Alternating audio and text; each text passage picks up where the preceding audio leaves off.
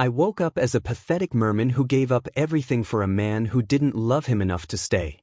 The air in the room felt heavy, thick with the scent of expensive bourbon and the lingering, metallic tang of blood, the permanent cologne of an assassin. My lungs burned.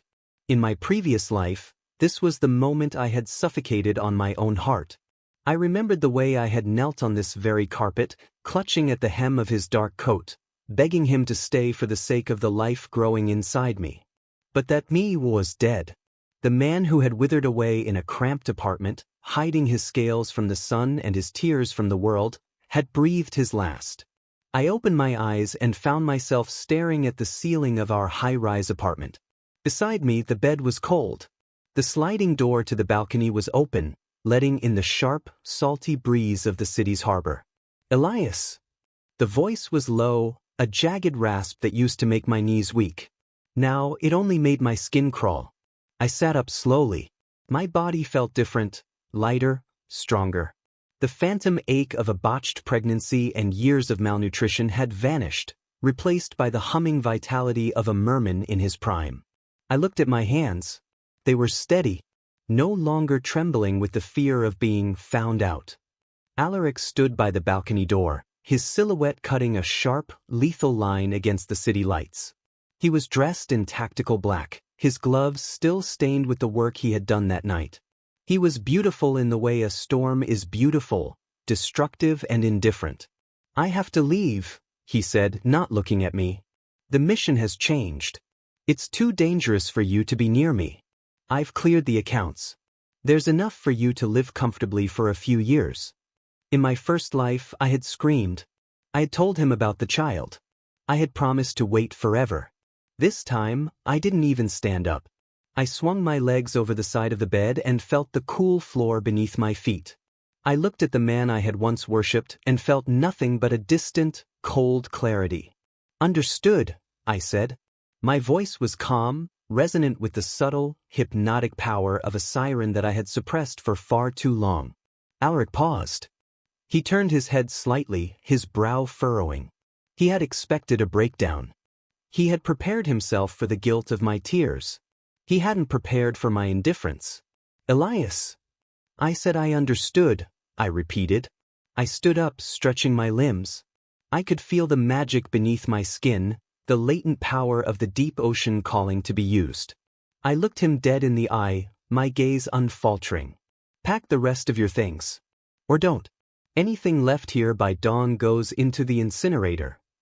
Alaric stepped toward me, his hand reaching out as if to touch my shoulder. "It's for your safety. If the syndicate finds out about—" "Don't look back on your way out, Alaric," I interrupted, my voice cutting through his excuses like a blade. "My door only opens one way, and you just stepped through the exit." "You're being emotional," he muttered, though his eyes betrayed his confusion.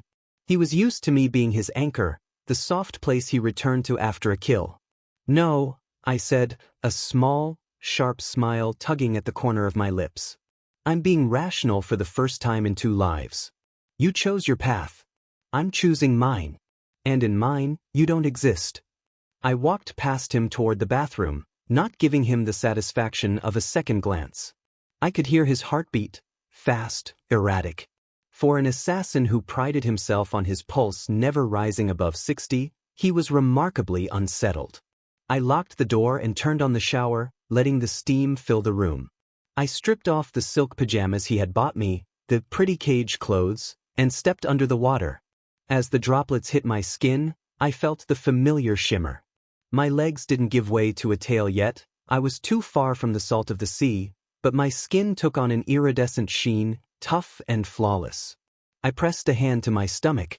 It was flat, firm, and buzzing with a tiny, fierce life. "I won't let you grow up in a cage," I whispered in the silent language of our kind. "You will be born in the tide. You will be a prince of the sea, not the secret of a murderer." When I stepped out of the bathroom 20 minutes later, the apartment was silent. The balcony door was shut.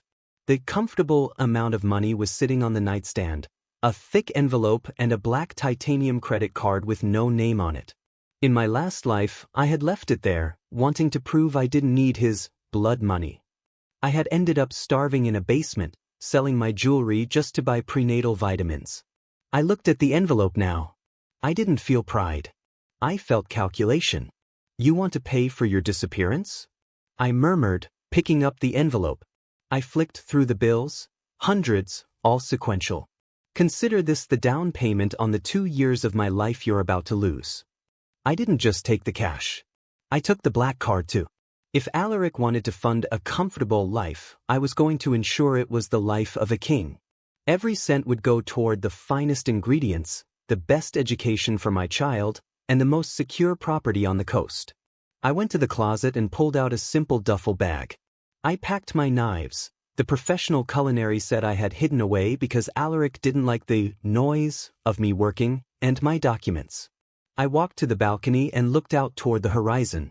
Somewhere out there, 300 miles north, was a coastal town called Oakhaven. It had a 5-star resort, a kitchen that needed a master, and an ocean that would keep me strong. I picked up the burner phone Alaric had left for emergencies. I didn't drop it in the bourbon this time. I placed it on the floor, directly under the heavy heel of my boot, and crushed it until the circuit board snapped. "Goodbye, Alaric," I murmured to the empty room. I didn't leave a note. I didn't leave a trace. By the time the sun began to peek over the Atlantic, I was already behind the wheel of a car, driving toward the only thing that mattered, a future where I was the one in control. I was no longer a pathetic merman waiting for a man to come home. I was a predator returning to his waters, and I was using his own gold to build my fortress. The drive to Oakhaven was a blur of highway lights and the rhythmic thrum of the engine, but my mind was sharper than it had ever been. In my first life, I had spent this journey in the back seat of a bus, clutching a worn-out ultrasound and sobbing until my eyes were swollen. This time, I drove Alaric's high-performance SUV with one hand on the wheel and the other resting on the thick envelope of cash. I didn't head for the cheap motels on the outskirts. I drove straight to the heart of the coastal district, where the air tasted of brine and expensive perfume. The first few weeks were a battle of biology. A merman pregnancy is a demanding, primal thing. On land, it feels like your very marrow is drying out. The human world is too loud, too dry, and far too stagnant. I checked into a private seaside villa using a fake name and the black card. The first morning, before the sun had even kissed the horizon, I walked down to the private strip of beach. My skin was itching, my scales humming beneath the surface like a trapped current. I stripped off my clothes and dove into the freezing Atlantic. The moment the salt water hit my skin, the transformation was violent and beautiful. My legs fused, my skin hardened into iridescent midnight blue scales, and my lungs opened to the ocean's depth. I dove deep, down where the pressure was enough to crush a human, and let the water nourish the life inside me. I hunted, not for sport, but for the nutrients my child needed. I ate raw, silver-scaled fish and mineral-rich kelp, feeling the strength return to my limbs. When I finally dragged myself back onto the sand an hour later, I wasn't the frail, Omega Alaric remembered. I was a siren. As I settled into my new life, I established a ritual. Every morning, before the sun had even kissed the horizon, I walked down to a secluded strip of beach. I would strip off my clothes and dive into the freezing Atlantic and sink until the light of the surface was a dim, shimmering memory. There, in the silent pressure of the deep, I would press my hands to my stomach and sing. It wasn't a song of words, but a low-frequency vibration that resonated through the water, a siren's lullaby. I sang to the tiny life inside me, telling him of the currents, the reefs, and the strength of his lineage.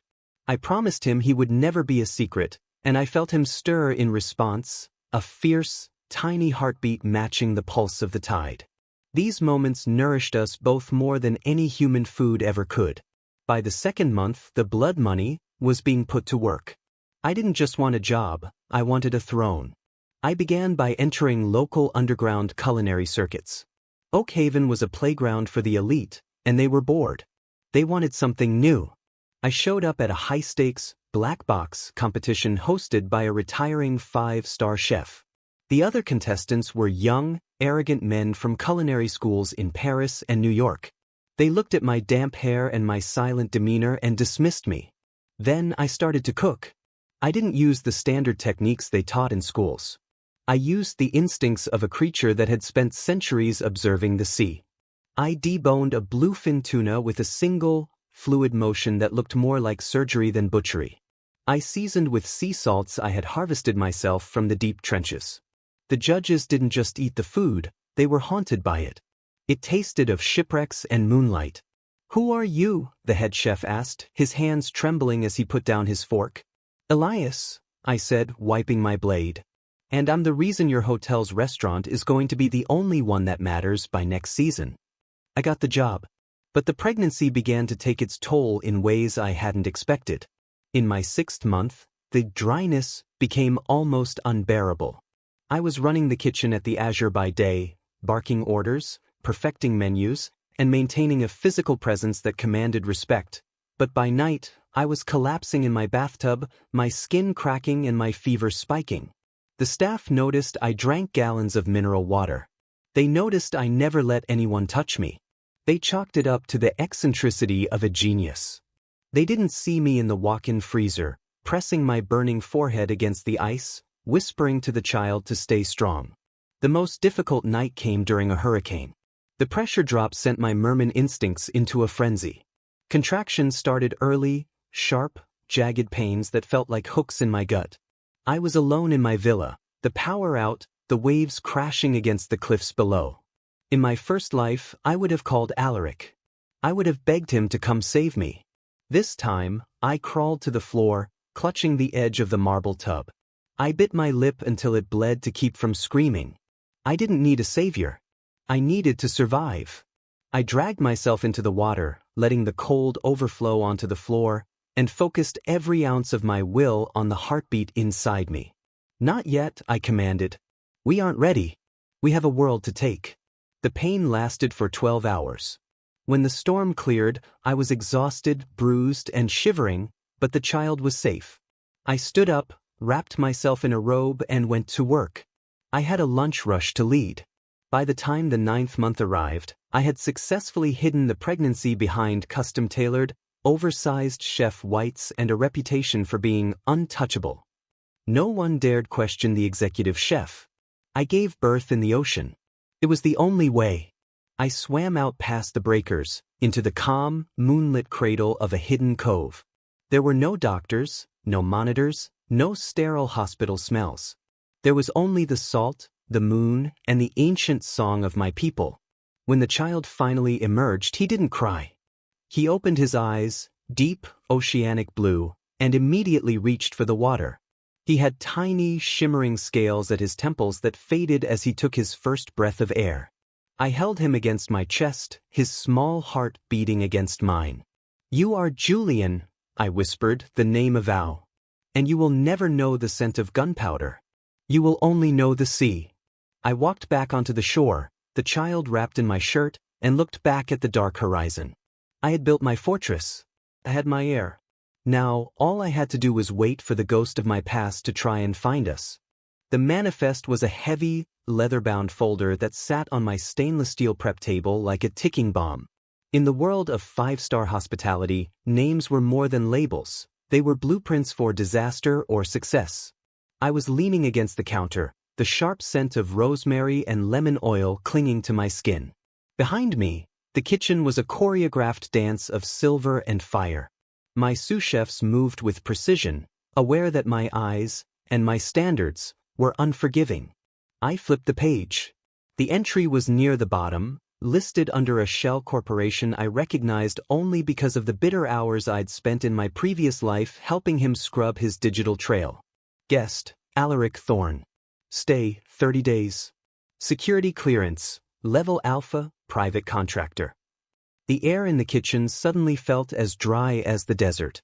For a second, the phantom smell of bourbon and gunpowder filled my nostrils, threatening to drown out the aroma of the sea base I had just searing. My hand tightened on the edge of the folder, my knuckles turning white. "Chef? Is there a problem with the dietary restrictions for the summit?" It was Marcus, my lead saucier. He was looking at me with a mix of curiosity and concern. I realized I had been staring at the page for nearly a minute. "No," I said, my voice dropping into that low, resonant frequency that always brought the room to a hush. I closed the folder with a sharp thud. Just a ghost from a past life. Carry on. I walked out of the kitchen through the back service door, needing the air of the herb garden to clear the static from my head. The garden was a lush, hidden sanctuary perched on the cliffside, overlooking the crashing surf.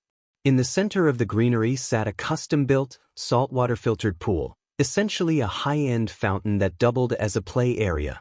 Julian was there, splashing with a ferocity that would have alarmed a normal parent. A trusted nanny by his side, but she had learnt to just let him have his moments with the water. He was 18 months old now, with a mop of dark hair and eyes that changed from blue to gray depending on the tide. He didn't see me yet. He was busy trying to catch a stray crab that had wandered near the water's edge. His movements were too fast for a human toddler, fluid, predatory, and graceful. When he lunged, his fingers seemed to shimmer for a split second, the light catching the faint, vestigial scales that only appeared when he was excited. "Julian," I called out softly.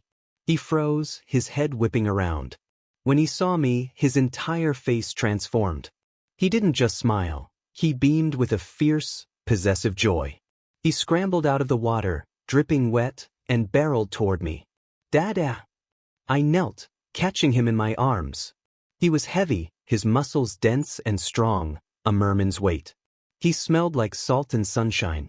I buried my face in his neck, the terror of Alaric's name on that list slowly being replaced by a cold, protective rage. "You're all wet, little shark," I murmured, pulling back to look at him. Julian reached up, his small, damp hand patting my cheek. He looked at me with a startlingly intelligent gaze, his brow furrowing as if he could sense the shift in my energy. He let out a small, low sound, a vibration in his throat that sounded like the purr of a leopard. It was a siren's instinct, a way of asking, "Who do I need to hunt for you?" "Nothing," I whispered, kissing his forehead. "Just a man who thinks he can walk back through a door I've already locked." I stood up, holding Julian against my hip. I looked out over the ocean, the very water that had shaped us. In my first life, I would have packed my bags the moment I saw that name. I would have run until my legs gave out, hiding in the shadows, waiting for the inevitable moment he found me and broke me again. But this was the second life. I had the money, I had the reputation, and most importantly, I had the power of the deep. Alaric Thorne was coming here as a guest. He was coming into my house, where I knew every corridor, every hidden cove, and every ingredient that could be used as a weapon. He was a world-class assassin, a man trained to spot a threat from a mile away. But he was expecting the Elias he had abandoned, a broken, pleading merman who couldn't survive without his shadow. He wasn't expecting the executive chef of the Azure. "We stay, Julian," I said, my voice as cold as the deep trenches. "Let him come. Let him see what he threw away. And let him realize that this time, he's the one who's out of his depth." I walked back inside, the weight of the child in my arms a reminder of exactly what was at stake. I had 3 days until the summit began. 3 days to perfect my menu and my trap. The dining room of the Azure was a sea of black ties and hushed, lethal conversations. The contractors were men who lived in the silence between heartbeats, men like Alaric. They sat with their backs to the wall, eyes scanning the exits, their presence turning the 5-star luxury into something cold and transactional. I stood behind the heavy oak doors of the kitchen, adjusting my white double-breasted coat. My hair was swept back, damp and sleek, and my posture was a straight, uncompromising line. I could feel the hum of the ocean through the floorboards, a grounding pulse that reminded me I was the predator here. "Chef, the primary table is ready for the presentation," Marcus whispered, handing me the silver dome. I took it. My hands didn't shake. I pushed through the doors. The transition from the heat of the kitchen to the air-conditioned elegance of the dining room was seamless. I moved with a fluid, predatory grace that commanded the attention of every professional in the room. I wasn't just a servant, I was the architect of the evening. Alaric was sitting at the center table, flanked by 2 men who looked like they were made of granite. He was dressed in a charcoal suit, looking every bit the wealthy aristocrat he pretended to be. He was mid-sentence, his head tilted in that arrogant, bored way I used to find so alluring. Then he smelled the air. I saw the exact moment his instincts flared. His nostrils flared, and his body went rigid. He didn't turn his head, not at first. He was an assassin. He searched for the source of the threat with his peripheral vision first. But the scent was unmistakable, the sharp, crystalline smell of the deep Atlantic and the underlying warmth of cedar and wild honey. I reached the table and stopped. "Good evening, gentlemen," I said. My voice was low, carrying that hypnotic siren frequency that seemed to make the very glassware on the table vibrate. Alaric finally looked up. The color drained from his face so quickly it was as if I'd opened a vein. His eyes, those cold, calculating eyes, widened until they looked shattered. He didn't speak. He couldn't. He looked like a man who had seen a ghost rise from the grave and demand a seat at the table. "I am Elias, executive chef of the Azure," I continued, my gaze locking onto his with the force of a tidal wave. I didn't smile. I didn't show a flicker of recognition. I looked at him like he was a moderately interesting piece of produce I was evaluating for a stew. "I've prepared a specialty for your table tonight. A deep-sea ceviche, harvested from the trenches just off this coast." I lifted the silver dome. The scent of salt and lime bloomed between us. Alaric's hand moved instinctively toward his inner jacket, reaching for a weapon he shouldn't have been carrying, but he stopped himself, his fingers trembling against the silk of his tie. "Elias," he breathed. The word was a broken prayer, barely audible over the clink of silverware. I ignored the question entirely. I stepped closer, leaning in just enough so that only he could hear the ice in my tone. "The salinity is quite high tonight, Mr. Thorne. I suggest you stay hydrated. It's a dry world for those who don't belong in the water." I straightened up, giving a curt, professional nod to the other men at the table. "Enjoy your meal. If there are any complaints, I'll be in the kitchen." I turned on my heel and walked away. I didn't look back. I could feel his gaze burning into the center of my shoulder blades, a mixture of shock, longing, and a dawning, terrifying realization. He had expected to find a man he could pay off or apologize to. He had found a king who looked at him with nothing but a professional's indifference. As I pushed back through the kitchen doors, the adrenaline hit me, but I channeled it into a single, sharp command. "Marcus, the second course is behind schedule. Move." I went back to my station, picked up my knife, and began to work. I had done the hardest part. I had let him see me. Now, I just had to wait for him to try and follow me. Because I knew Alaric. He was an obsessed hunter. And now that he'd seen the prize he'd thrown away, the one that had grown claws and a crown in his absence, he wouldn't be able to stop until he'd chased me right into the deep. I felt his presence long before I saw him. Working the line at the Azure required a level of focus most people couldn't fathom, but my merman senses were heightened by the humidity of the kitchen. Beneath the smell of searing scallops and reduction sauces, I caught the sharp, unwanted scent of gunpowder and expensive tobacco. Alaric was watching from the darkened gallery above, a ghost lingering in the rafters. In our apartment, I had been a soft thing, a creature of silk sheets and quiet smiles who lived and breathed for his return. I knew he was looking down now at a stranger. I moved with a rhythmic, terrifying efficiency, commanding my brigade with nothing more than a flick of my wrist. I saw him shift in the shadows, and I knew what he was seeing, an Elias who was powerful, corded with the muscle of a working man, and entirely complete without him. When the shift ended, I stripped off my heavy white coat and headed to the secluded cliffside garden. Sarah, Julian's nanny, was already there. She sat on a stone bench, her gaze scanning the perimeter with a professional intensity that made even a shadow like Alaric freeze. She wasn't just a nanny, she was Julian's guardian. "Is he ready for bed, Sarah?" I asked as I approached. "Almost, chef," she replied, her voice respectful but familiar. "He's been asking for the water." I took Julian from her, and I felt the air in the garden hitch.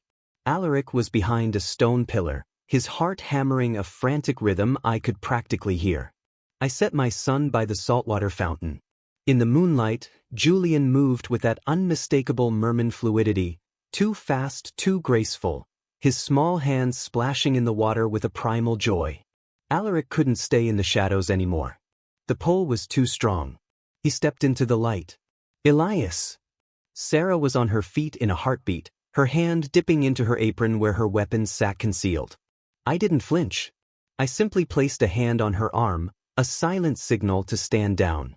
You've been lurking for 3 hours, Alaric, I said, my voice as cold as a deep-sea current. It's pathetic. Even for you. Alaric ignored the jab. His eyes were locked on the boy. He's mine. You were pregnant that night. I was, I said, my voice flat. And I told you that door only opened one way. Alaric took an impulsive step forward, his hands trembling.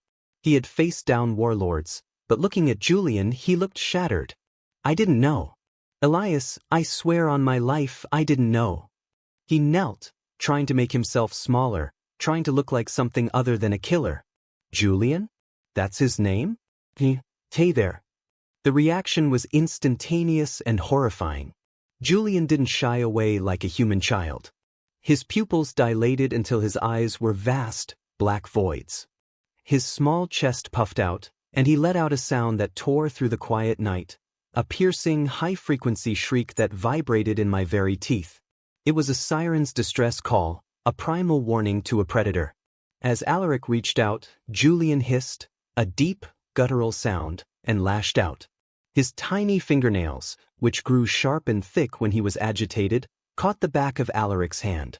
3 beads of bright red blood bloomed across Alaric's skin. My son scrambled back into the fountain, half submerging himself, his small body shaking as he stared at Alaric with pure, unadulterated terror. Stay back! I snapped, stepping between them. My own eyes shimmered with that iridescent, predatory light that matched Julian's. Sarah, take him inside. Now. Sarah moved with practiced speed, scooping a dripping, hissing Julian into her arms and disappearing into the hotel's rear entrance. Alaric stayed on his knees, staring at the blood on his hand. The rejection was more than a sting, it was an execution. He's afraid of me. My own son thinks I'm a monster. You are a monster, Alaric, I said, looking down at him with a devastating lack of pity. You smell like the blood of 100 men. He's a creature of instinct. He sees exactly what you are, even if I was once too blind to see it. I'll change, Alaric rasped, looking up at me with shattered eyes. I'll do anything. I'll walk away from the syndicate tonight. I'll find a way. You think it's that easy? I stepped closer, my voice a low, dangerous hum. You broke his heart before he was even born. You don't get to walk back in just because you've decided you're lonely. If you want a place in this world, Alaric, you'll have to earn it from the bottom. And right now, you're beneath the tide. I turned and walked away, leaving the most dangerous man in the world alone in the dark, bleeding from a scratch inflicted by a child who couldn't even say his name. I carried Julian back into our villa, his small, wet body still trembling against my chest. Inside, the air was conditioned and filtered, but I could still feel the phantom heat of Alaric's presence lingering on my skin. Bed, Julian whimpered, his voice a tiny wet rasp. His eyes were still that midnight black, a sign that his nervous system was stuck in predator mode. I know, little shark.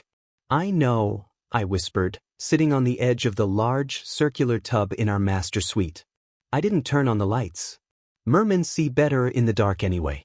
I let the saltwater tap run, filling the basin with the mineral-rich water Julian needed to calm his scales. I held him in the water, humming the low, subsonic melody I had sung to him when he was just a heartbeat in my womb. Slowly, the tension left his limbs. His pupils began to shrink, revealing the soft, oceanic blue underneath. He fell asleep with his head on my shoulder, exhausted by the sheer force of his own instinct. Sarah stood by the doorway, a silent shadow.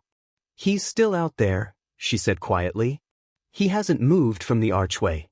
Let him stay, I said, my voice cold. Let him realize that the only thing he's guarding is a door that won't open for him. But Alaric didn't just stay. He began to move. Over the next 3 days, a strange silence fell over the azure. The summit was in full swing, and usually that meant dealing with the egos of men who thought they owned the world. But the incidents I expected never reached my kitchen. Instead, I heard the whispers from the staff. The loud-mouthed contractor who had been harassing my pastry chef? He slipped in the gym, shattering his jaw so badly he had to be airlifted out. The group of Russian lobbyists who had been trying to bribe the concierge for the floor plans of the executive villa? They were found bound and gagged in a supply closet, their reputations ruined and their security clearances revoked by noon. I stood in my office, looking at the security footage Alaric didn't know I could access. He moved through the hotel like a glitch in the Matrix, a blur of gray and shadow.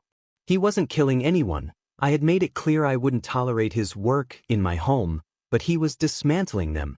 He was using his lethal skill set to create a vacuum around me and Julian. He was trying to prove that even if I didn't want him, I needed his shadow. On the fourth night, I walked out to the herb garden after the dinner rush. The air was crisp, and the scent of rosemary was overwhelmed by something metallic. I found Alaric sitting on the stone wall by the cliff's edge. He looked terrible. His suit was gone, replaced by tactical black gear that was scuffed and stained. He had a deep bruise along his cheekbone, and his hands, those steady, killer's hands, were wrapped in blood-stained gauze. "The Eastern European delegation is leaving tomorrow," he said without looking at me. His voice was raw, as if he hadn't used it in days. "They were talking about exotic assets in the garden. They won't be talking anymore." "I didn't ask you to do that, Alaric," I said, stepping into the moonlight. "I have security. I have Sarah." "Your security catches people who break the rules," Alaric said, finally turning his head. His eyes were hollow, filled with a desperate, human exhaustion. "I catch the people who don't care about rules. There are men here who would put a price on Julian's head just to see if his blood is blue. I won't let them." I looked at his bandaged hands. He was a human playing a god's game, and it was taking a toll. He couldn't dive into my world, he couldn't breathe my air, and yet he was trying to hold back the tide with his bare hands. "You're going to get yourself killed," I said. "The syndicate doesn't like it when their top asset goes rogue to play bodyguard for a chef." "Then let them come," Alaric rasped. He stood up, though he swayed slightly from fatigue. He reached into his pocket and pulled out a small, heavy object. He didn't step closer, he stayed exactly where Julian had hissed at him. He set it on the wall and backed away. It was a custom-weighted, waterproof tracking device, a sleek piece of tech. "I can't follow you into the water, Elias," he said, a bitter, self-aware smile touching his lips. "I'm just a man. I know that now. I know I can't reach the places you go. But if you ever go under and you don't come back up, if someone traps you in those depths, press the button. I'll be there. I'll find a way to reach you, even if I have to drown to do it." I looked at the device, then at the man who had once been my whole world. In my first life, I would have been moved by this. I would have seen it as a grand romantic sacrifice. But as I looked at the blood seeping through his bandages, I only saw the tragedy of his humanity. He was trying to protect a predator from the rain. "Go to your room, Alaric," I said, my voice softening just a fraction, not out of love, but out of a chef's pity for a broken tool. "You're bleeding on my herbs. And for the record, the Eastern Europeans weren't a threat. I already had the hotel manager increase the salinity in their private pool. They would have been too sick to walk by morning." Alaric blinked, a flash of genuine surprise crossing his face. He looked at me, really looked at me, and realized that I wasn't just surviving. I was winning. "You don't need me at all, do you?" he whispered. "I haven't needed you since the night I drove away," I said, picking up the device. "I didn't throw it away. I put it in my pocket. But if you want to keep playing janitor, I won't stop you. Just don't expect a thank you when the floors are clean." I turned and walked back toward the villa, leaving him in the cold coastal wind. He was human, fragile, and utterly out of his depth. And for the first time, I think he finally understood that the merman he left behind had evolved into something he couldn't even dream of catching. The shift in Alaric was subtle at first, but for someone like me, attuned to the slightest change in the air and water, it was deafening. He stopped the accidents. The shadows in the hallways grew less oppressive. He realized that I didn't care for his displays of dominance. I was the one who held the crown here. So, he traded his tactical gear for the tailored suits of a mourning husband. Every night, he sat at the far corner table of the Azure, table 12, which had a direct view of the kitchen pass. He didn't order much, usually just black coffee or a glass of mineral water, but he sat there for hours, watching me lead. He was trying to learn the rhythm of my new life. He was trying to be present without being a threat. But his real focus was Julian. During the afternoons, when the sun was high and the garden was quiet, Alaric would sit on a stone bench 20 feet away from the fountain. He didn't reach out. He didn't call the boy's name. He simply sat there, sometimes reading, sometimes just staring at the horizon. One afternoon, I watched from the kitchen window as Julian stopped splashing. My son looked at Alaric for a long time, his head tilted like a curious seal. Julian picked up a smooth, blue stone from the fountain and waddled toward the invisible line I had drawn for Alaric. Alaric's whole body went rigid. He didn't breathe. He didn't move a muscle as Julian dropped the stone 6 feet away from him and scurried back to the water. It was a test. It was a merman's way of marking territory. Alaric didn't pick it up. He just looked at the stone, and I saw a single tear track down his bruised cheek. He didn't wipe it away. He just whispered, "Thank you," so softly I only heard it because of the wind. But our peace was short-lived. 2 nights later, Julian didn't want the water. Usually, he begged for his saltwater bath, but when I tried to lower him in, he shrieked, not in anger, but in pain. His skin was burning, a dry, angry red that looked like a rash but felt like a furnace. It hurts. Too dry, he whimpered, his small hands clawing at his chest. My heart plummeted. I knew what this was. In the ancient scrolls of my people, it was called the land fever. It happened to half-human children when their 2 bloodlines fought for dominance during a growth spurt. His merman side needed the salt, but his human side was rejecting the transition.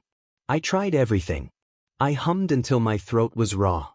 I packed him in wet linens. Nothing worked. By midnight, Julian's fever was spiking to 104 degrees, and his breathing was coming in shallow, terrifying gasps. For the first time, I felt the Ice King persona shatter. I was no longer the executive chef. I was just a father watching his child slip away in a world that wasn't built for him. I was huddled on the floor of the villa, Julian in my arms, when the sliding door creaked open. I didn't even have the strength to reach for a knife. Alaric stepped in. He didn't have his gun. He had a medical kit and a bottle of specialized saline solution he must have sourced from a black market contact. "Get away from us," I rasped, though my voice had no bite. "Elias, look at him," Alaric said, his voice steady but filled with a terrifying urgency. "His human heart is beating too fast for his merman lungs. You can't fix this with the ocean. He needs a human intervention to stabilize the rhythm." "You don't know anything about him," I cried, clutching Julian tighter. "I know biology, Elias. I've seen men die of shock. This is shock." Alaric knelt beside us, ignoring my hiss of warning. He didn't try to take the boy, he simply opened the kit. "I have a beta blocker that will slow his heart just enough for the salt to take effect. If you don't let me do this, he's going to have a seizure." I looked at Julian. His eyes were rolling back in his head. The dominant part of me wanted to fight Alaric to the death, but the father part of me realized I was out of my depth. For all my power in the kitchen and the sea, I was not a doctor. And Alaric, for all his sins, was a man who knew exactly how to keep a body alive. "If you hurt him," I whispered, my voice breaking, "I will drown you slowly." "I know," Alaric said. He moved with a clinical, detached grace. He didn't flinch as he found the tiny vein in Julian's arm. He didn't look away from the boy's pale face. He administered the dose, and then, without being asked, he reached into the tub and began to hand-whisk the salt into the water to the exact concentration Julian needed. Slowly, agonizingly slowly, Julian's breathing evened out. The angry red flush faded from his skin. His small hand, which had been clenched in a fist, softened and came to rest on Alaric's forearm. Alaric froze. He looked down at the tiny hand resting against his skin, the skin he had spent a lifetime staining with blood. He didn't move. He stayed there, slumped against the side of the tub, letting our son use him for balance. I sat back against the cold tile, my chest heaving. I looked at the man who had abandoned me, the man I had sworn to hate forever, and realized that for the last 3 hours, he hadn't been an assassin or a guest. He had been the only other person in the world who cared if Julian breathed. "He's stable," Alaric whispered, not taking his eyes off the boy. "He is," I said, my voice barely audible. I looked at Alaric's bandaged hands, now wet with the salt water that Julian needed to survive. "You can stay. Just for tonight. Until the fever breaks." Alaric didn't say thank you. He just nodded and kept his arms still, serving as a human anchor for the child who didn't even know his name. The Ice King hadn't melted, but the fortress had a crack. And for the first time, I wasn't sure if I wanted to fix it.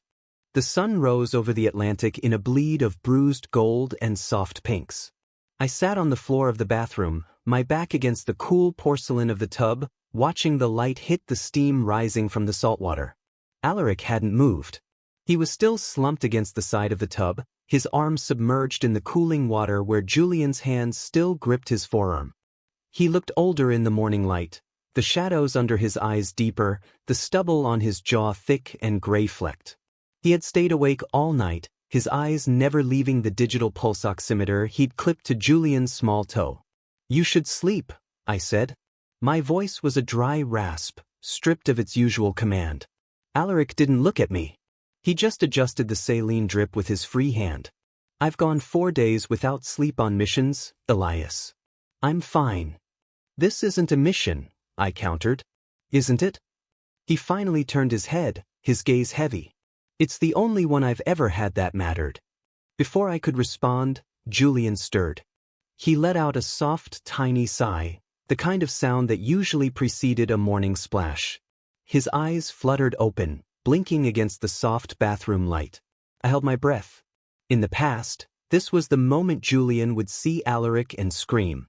My hand moved instinctively to the floor, ready to scoop my son up and shield him from another rejection.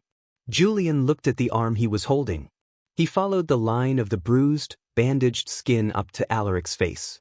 Alaric stayed perfectly still, his breathing shallow, looking like a man awaiting a death sentence. Julian didn't hiss. He didn't shriek. He reached out his other hand and touched the dark bruise on Alaric's cheekbone. "Ow," he whispered, his voice small and sweet. I felt a sharp, physical ache in my chest. Julian wasn't sensing the assassin this morning. He was sensing the anchor. He recognized the man who had sat in the dark and held the fever at bay. Alaric's eyes filled with tears, but he didn't let them fall. He leaned his face just a fraction into Julian's tiny palm. "It's okay, Julian. It doesn't hurt anymore." He closed his eyes again and leaned his head against Alaric's wet shoulder. The silence that followed was heavy. I stood up, my joints popping, and reached for a dry towel. "I have to get to the kitchen. The breakfast service for the summit starts in an hour. Sarah is outside. She'll take over here." "Elias," Alaric called out as I reached the door. I paused. "Thank you for letting me stay." "Don't thank me yet," I said, not looking back. "The fever is gone, but the men who sent you here are still in my lobby. If you want to keep that safe feeling alive, you have a lot more than a fever to fight." I spent the morning in a blur of eggs Benedict and smoked salmon, but my mind was in the villa. I was supposed to be the one in control, the one who didn't need anyone. But the image of Julian's hand on Alaric's arm kept playing on a loop in my head. I was realizing that a fortress is only strong if the people inside aren't starving for what's outside the walls. The message from the syndicate arrived during the mid-morning lull. I was in the walk-in freezer, checking the inventory of oyster crates, when I felt the temperature drop in a way that had nothing to do with the cooling units. I turned around to find a man standing in the doorway. He wasn't a chef. He was dressed in a sharp, gray suit that cost more than my car, and he was holding a silencer-equipped pistol with a bored, professional ease. "Chef Elias," the man said.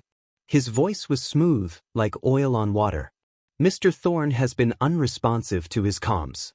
We were beginning to think he'd met with an accident." But seeing you, I think the accident was much more sentimental. I didn't move. I felt the iridescence begin to shimmer beneath my skin, my claws itching to break through. You're in the wrong kitchen. I don't think so. The syndicate wants its asset back. And since he won't listen to reason, we thought we'd provide a little motivation. He raised the gun, pointing it directly at my heart. Where is the boy? The mention of Julian triggered something primal. My vision tunneled into a deep, predatory blue. I didn't care about the gun. I was a siren, and this man was standing in my hunting grounds. You should have stayed in the lobby, I whispered, my voice dropping into that terrifying, subsonic frequency. But I didn't have to lunge. A shadow blurred behind the man. A hand, wrapped in blood-stained gauze, reached around and gripped the man's throat while another hand seized the gun, snapping the man's wrist with a sickening pop. Alaric didn't look like a father now. He looked like a demon. He slammed the man against the freezer wall, the sound of metal buckling echoing through the small space. Alaric's eyes were murderous, a dark, bottomless void. You don't talk to him, Alaric hissed, his voice a jagged edge. You don't look at him. And if you even think the name of the child, I will peel the skin from your bones while you're still breathing. Alaric, I started. Go to the villa, Elias, Alaric said, not taking his eyes off his prey. He looked over his shoulder at me, and for a second, I saw the man who had saved Julian last night, and the man who had killed for the syndicate for a decade. They were the same man. Take Julian and Sarah to the cove. Stay in the water until I come for you. Are there more of them? I asked.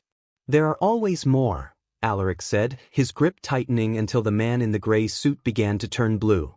But they have to get through me first. And I'm not leaving this door a second time. I nodded, grabbing my knife roll and sprinting out of the kitchen. I didn't have time for pride. I had a son to hide in the only place the syndicate couldn't reach, the deep. I didn't run. Running was for those who had something to lose. I was protecting the only thing I had ever truly won. I burst into the villa, Julian still groggy from the fever break, and scooped him into my arms. Sarah was already standing by the window, a suppressed submachine gun in her hands. She didn't need instructions. She had seen the black vans pulling into the service entrance. The cove, Sarah, I commanded, my voice vibrating with a frequency that made the glass windows rattle. Hold the cliffside. If anything moves that isn't Alaric or me, sink it. On it, chef, she said, her eyes hard. I sprinted toward the back of the property, where the garden dropped off into a jagged, hidden staircase carved into the limestone. The air was screaming with the sound of distant gunfire. Alaric was already making his stand at the main gate. The land war had begun. I reached the water's edge and didn't stop. I walked straight into the crashing surf, Julian's small arms tightening around my neck. Dada? Cold? He asked, shivering as the Atlantic foam sprayed his face. No, little shark. It's home, I whispered. I dove. The moment we submerged, the world of noise and fire vanished. It was replaced by the heavy, rhythmic thrum of the deep. I felt the transformation take me like a violent rush of adrenaline. My legs fused into a powerful, midnight blue tail. My lungs expanded, filtering the oxygen from the salt. Beside me, Julian's transformation was even faster. Freed from the constraints of his land fever, his small body shimmered. His legs vanished, replaced by a sleek, iridescent tail that moved with instinctive grace. For the first time in his life, Julian was fully himself. He let out a burst of bubbles that sounded like a laugh, darting through a kelp forest with a speed no human could track. But the peace lasted only seconds. A sharp, artificial ping echoed through the water. Sonar. I looked up. Shadows were cutting through the surface. Divers in high-tech rebreathers, armed with harpoon rifles and underwater propulsion vehicles. The syndicate wasn't just coming for a retired asset. They wanted the exotic, secret Alaric had been guarding. I felt the iridescence in my skin turn into a blinding, predatory silver. I was no longer the man who plated delicate sea base for billionaires. I was a siren, and these men were trespassing in my temple.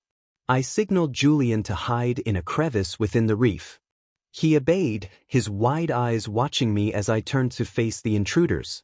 The first diver aimed his harpoon. I didn't wait for him to fire. I moved through the water like a bolt of lightning, my tail providing a burst of speed that defied physics. I didn't need a weapon, my hands were enough. My fingernails, now hardened into obsidian-sharp claws, shredded the diver's oxygen line before he could blink. He panicked, bubbles erupting from his mask as he fought to rise. I didn't let him.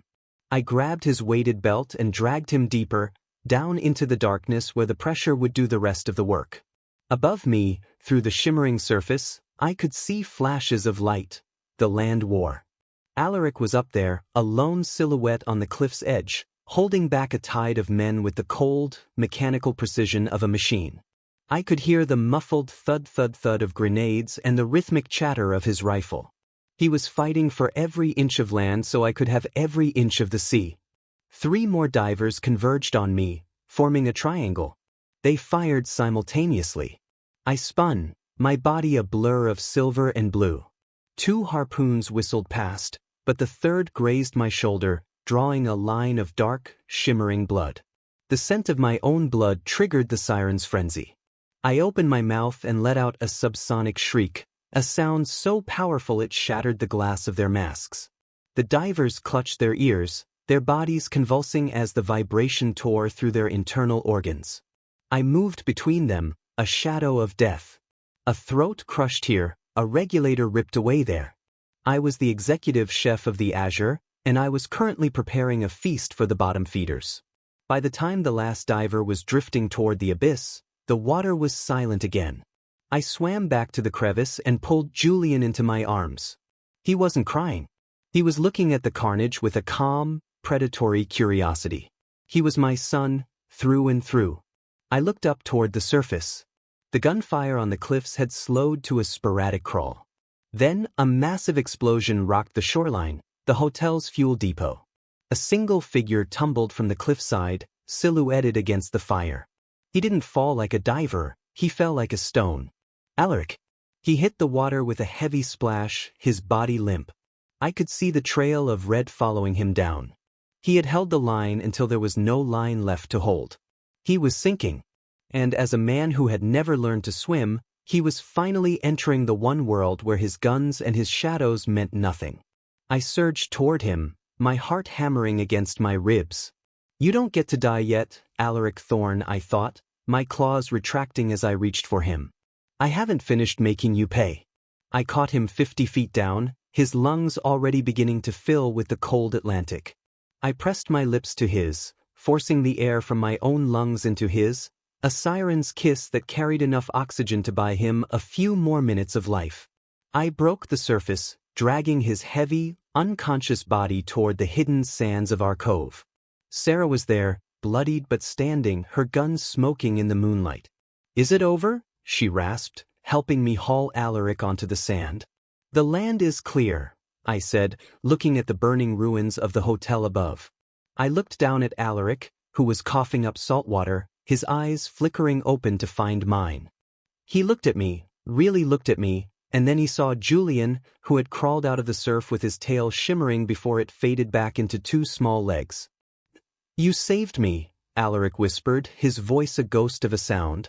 Consider it a loan, I said, my voice as hard as the reef. You still owe me a lifetime of groveling. And the breakfast service starts in 4 hours. The silence after the explosion was worse than the noise. The Azure's east wing was a blackened skeleton, and the luxury resort was now a crime scene crawling with federal agents and terrified board members. I stood in the lobby of a secondary hotel down the coast, my chef's whites stained with salt and Alaric's blood, facing the 3 owners of the hotel group. The summit was a disaster, Elias, the lead investor hissed, pacing the private suite. Men are dead. Our reputation is in ashes. Why shouldn't we fire you and hand everything over to the authorities? I didn't blink. I looked at them with the same cold clarity I used to deconstruct a complex sauce. You won't fire me because I am the only reason your insurance claim will hold. I have the logs of the security breaches. I have the names of the guests who brought this war to your doorstep. And most importantly, I am the only one who can reopen this kitchen and bring the elite back once the smoke clears. I leaned forward, the power in my voice making the water in their glasses tremble. You provide the capital for the rebuild. I provide the miracle. And from now on, my villa and the North Garden are off limits to all hotel staff and security. I will manage my own perimeter. They traded looks. They were businessmen. They knew that a disgraced hotel with a legendary chef was still worth more than an empty lot. Fine, the lead said. But your security consultant, the one who caused the shootout, he stays away from the public eye. He isn't a consultant, I said, turning to leave. He's a ghost. And ghosts are only seen when they want to be. While I fought the board, Alaric was fighting a different war. He spent the next 2 weeks in the shadows of the coastal town, finishing what began at the cove. He didn't tell me the details, but I saw the results. The black vans stopped appearing. The syndicate's chatter on the dark web went silent. He was using his retirement to burn every bridge that could lead back to Julian. In the midst of the chaos, Julian was the one who changed the most. He had seen Alaric bleed for him. He had felt Alaric's human warmth in the bathtub when the fever broke. One afternoon, while I was reviewing blueprints in the temporary villa, I found Julian sitting by the glass door, staring at the empty garden. He wasn't playing with his shells. He was holding a small, silver button that had been torn from Alaric's tactical vest during the fight. "Dada?" Julian asked, looking up at me. "Come back." "You want him to come back, Julian?" The boy nodded solemnly. My heart did a slow, painful roll. I had spent so long trying to protect Julian from Alaric that I hadn't realized Julian had started to rely on him as the land anchor he needed. I was the sea, but every merman needs a shore to rest on. That night, Alaric returned. He didn't come through the front door. He appeared on the balcony, looking exhausted, his clothes tattered and his spirit spent. He looked like he expected me to throw him out. Instead, I stepped aside. "Julian's been asking for you." Alaric's face transformed. The lethal coldness vanished, replaced by a raw, desperate hope. He walked into the living room and knelt as Julian came running, small legs moving as fast as they could. Julian didn't hiss. He collided with Alaric's chest, burying his face in the man's neck. Alaric closed his eyes, his large, scarred hands trembling as he wrapped them around our son. "I've got you," Alaric whispered, his voice thick with emotion. "I'm here." I watched them from the kitchen, a strange sense of peace finally settling over me. The hotel was a mess, my career was in a delicate balance, and the man I loved was a reformed killer. But for the first time in 2 lives, the 3 of us were under the same roof without a secret between us. The rebuild took 6 months, but the villa was finished first.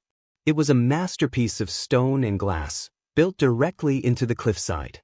Alaric had officially retired, his name scrubbed from every database that mattered. To the hotel board, he was my private security, a silent, imposing figure who was never seen in the dining room but was always felt.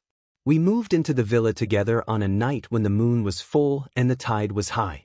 After Julian was tucked into his new bed, a custom-built room with a direct view of the ocean, I found Alaric on the terrace. He was looking out at the water, the breeze ruffling his hair.